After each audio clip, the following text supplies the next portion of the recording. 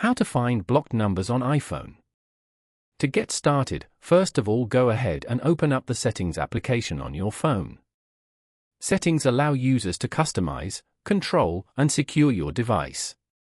Once you're here, scroll down to the end and tap on Apps. You can view all your phone apps over here.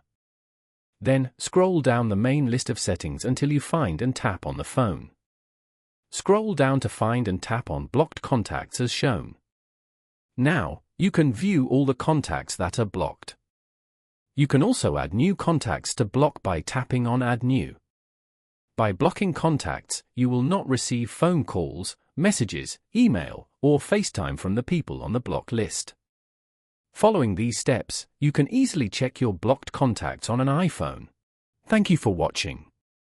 Please leave a like if this tutorial helped you, or leave a comment below if you have any questions related to the video.